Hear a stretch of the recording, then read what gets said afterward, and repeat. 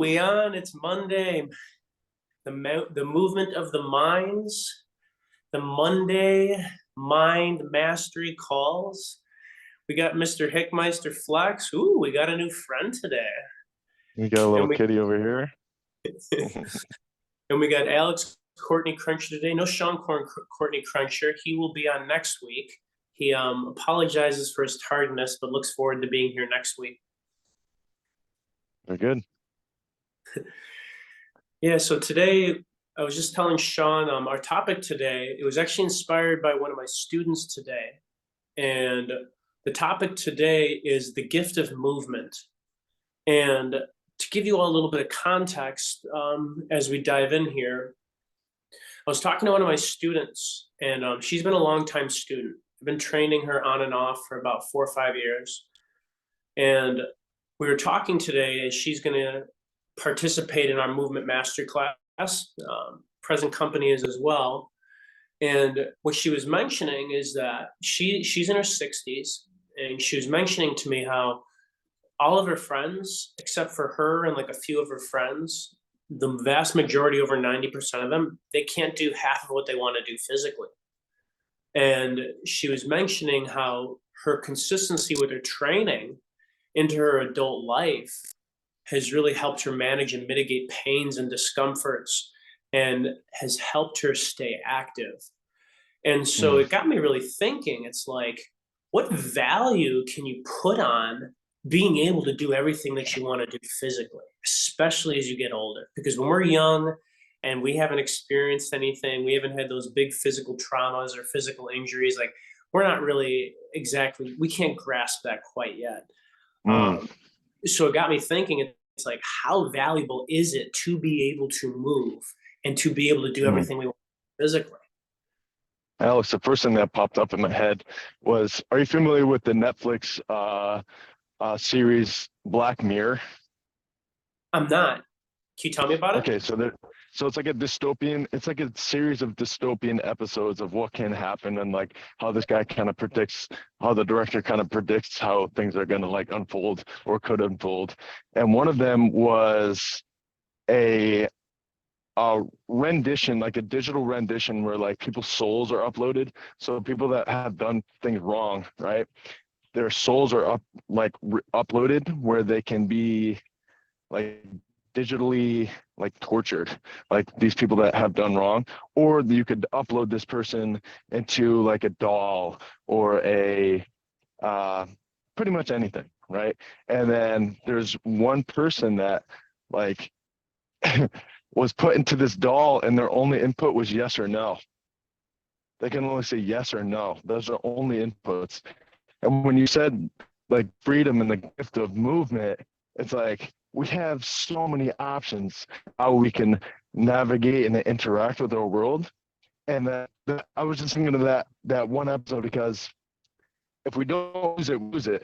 And we might end up one day with or no. And it's like, I don't want to be in that situation. So therefore, hey, I better use what I have and the gifts that I have while I have them, because the more I use them, unlike mechanical machines that we build as humans, our human body is self-repairing, right? And it learns to use it more. So the more that we use it, the more we're back. So it really is a gift of movement. And if we don't, it's like the story of the talents. You're breaking up a little bit, Sean. That were given those that were given many talents and used them, they were rewarded more. And those that were given few talents that use them or just stash them away, they lost them. So it truly is a gift that keeps on giving. One of the things I live by is that your movement is an expression of your life. And you brought up a good point there regarding using it, not to lose it. And recently, I've really been in this inquiry regarding how much training do we really need to do? Well, it depends on what your goals are, what you're preparing for, what stimulus and what level do you need to get to or above that level in order to maintain it and make it sustainable. And I've recognized that when people don't exercise or they don't train rather long term, and they first hear about it, like it's like, oh my gosh, there might be this notion of, oh, I might be behind. And the notion that shows up for me is forward incremental progress. Less is more. Mm. So it's like, how can you create a sustainable input and take it one step at a time and build and build and build and build? Oftentimes we see these Mm. elite athletes or people who put on these amazing testaments of physical fitness. We just see the tip of the iceberg. We don't see the whole Mm. foundation of it, which help people get there, and also which supports the tip of the iceberg. So I've been in this inquiry too. It's like, you know, little by little, if you have 5, 10 minutes a day, Mm. start there. Meet yourself where you're at. So then you can create something sustainable.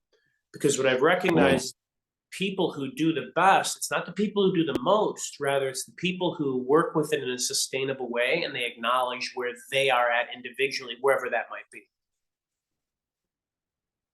Yeah, for sure, for sure. And I see a dovetail into the maps and our orientation to our goal, right? And I've been doing a little bit of inquiry and anxiety. I've had a lot of anxiety lately, with what's going on.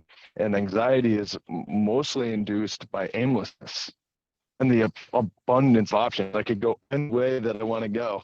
And the more that we incrementally, I like you were talking about incrementalism. It's like the more we like to do, what we want to do, and how life.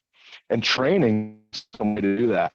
Say, hey, this is what my body's capable of. What does it enjoy? How does it like to manifest? How does it like to integrate with its environment? And training is ideal way to find that map and that orientation and where you want to go with it, with this life that you have. Hmm. Yeah, there's a big self-acknowledgement that comes along with training. And when we train, we take time for ourselves. And I find that with the immensity of life and how like all gateways are open right now. I mean, like we're on a device right now that literally opens up every gateway that possibly exists in humanity, like literally. So it's like I find myself finding like what is the best next step despite everything being so open. It's Mm. interesting because there's this conversation that, oh, there's so much oppression and there's some lack of integrity and there's some bull hickey going on. There's no question. And like also it's like my experience is that there is such an abundance of freedom here and all gateways are open. It's almost like it's an overload. So it's like we have to take those one steps at a time. And what I love about training, again, because training isn't about rep counting, it's about exactly what you just said. When you have all this anxiety and you have all these things going on, like I get that. I'm a business owner, get it. I could work 24/7 if I really wanted to. With that being said, like in our training, like what we can do is like, okay, I'm gonna take these 5, 10 minutes. Where am I? Take inventory. Where am I? Okay, where do I want to go? Okay, what is the next best step in that direction to go back to those maps? Mm-hmm. It's and like I Mm-hmm. want to make it clear to these people out there, there's nothing wrong with bodybuilding, there's nothing wrong with exercise. In my opinion, in my experience, there's a more efficient way to do it based on my goals. Your goals may be different. And what I've noticed for most people, what we're looking for is a way to train sustainably. And most people don't have hours to do in the gym, anyways. So it's like, how can I take inventory, work through my life, and take my next best step in the best direction for me? And that's why training only requires you and you only.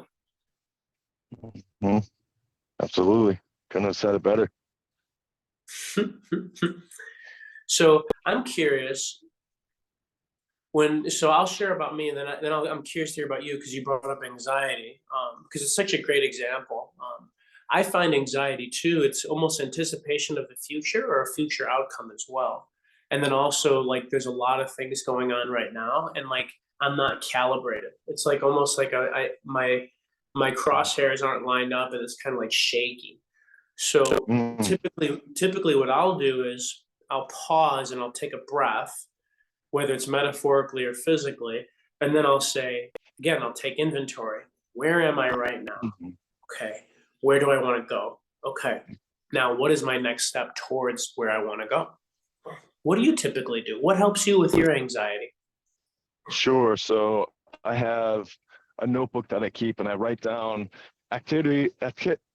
excuse me, tasks and activities I've done, activities that I need to accomplish, and take inventory of when I accomplish those tasks, or how I feel before I'm going to tackle that task. Do I feel energized? Do I feel demotivated? Do I feel tired? Do I feel like this isn't getting me anywhere? And I reference that, and I use that as a tool to better align so that all my efforts are towards my purpose. Everything's going in that one direction.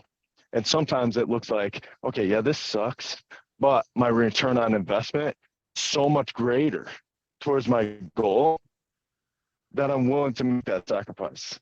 To do something that I'm willing to embrace the suck to get the return on investment that drives me closer to my goal. And with that, well, there was another one that I was gonna say, but I can't remember it, so I'll leave it at that. Hmm. I find that writing is a great way to it creates our energetic imprint and it puts our thoughts and feelings on the paper. There's a strong influence that it has and an impact on our manifestation. I find that that's a really good activity and then it focuses us. So I acknowledge that. Um, there's it's so interesting that we live in this abundance age is the next thing that's showing up for me. And like with that, like it creates so much wonder for me. And when I'm in that space of wonder and I can find myself being curious about whatever I'm in, despite it maybe sucking, despite it not. An example for me is I've recently started working in a in-person on-site studio again, and I found myself like being anxious when I got there, and I was like thinking like, why are you anxious? Like this is what you asked for, and it's really what I asked for too. I'm like, oh yeah. So it's like those are just like all those old programs, like going into a place of work and all this. I haven't done that really for the past like 3 or 4 years. I've done most of my work remote and on the move. So, and then once I realized that, and I also acknowledged that I was choosing to be there, it was just like what I ended up doing is I ended up sitting down. I was like having my office hours. I made 8 calls and I had four people schedule appointments this week and 3 of them set up for the movement mastery class. So, you know, Nice. That's awesome. it's like what can we Congratulations. do? Thank you. It's like, what can we do with this anxious energy? Because all it is energy, it's potential energy. So I put it towards my Exactly. goal and I can really focus it because one of my things that I love doing is movement is a gift. And I like teaching and I like moving and I like shaking and I like being able to stand on my Mhm. feet for a long time. And today that really hit home when one of my students said that to Mm. me. So, yeah. How about you? Awesome. What are Yeah. what are your closing Yeah. thoughts? Well, as Shawnee Boopers put it, just wiggle with it. Stick to that fact, and it just we just got to wiggle. We kind of find our way through, find the hard spots, find the soft spots. You know, as working through the hard spot to get to the other side, good thing, work around it. You know, what's our best return on investment for our efforts? What is really gonna drive us most directly to our purpose? And keep our options open. And the way to keep our options open is through training and continuing to use the tools and the opportunities that we have through our body and our movement to drive ourselves forward, keep the most leverage possible. Hmm. Yeah. And when we train and we keep our options open, what ends up happening is as we inquire with that space, we end up making the right choice for us. So Exactly. yeah, yeah. So thanks for tuning in and entertaining that idea today on our Monday mastery mind calls. It's always a pleasure to get on these with you, brother. And for anyone who's tuning in for the first time, thank you and welcome. You can find us on Instagram on Twice as Fit too. We're also this is our YouTube channel, and Sean and we've been collaborating for a few months now, doing the great work. Appreciate you showing up, and looking forward to seeing you all next time. All right, very cool. Thank you guys for tuning in, and we will see you next week. Woo!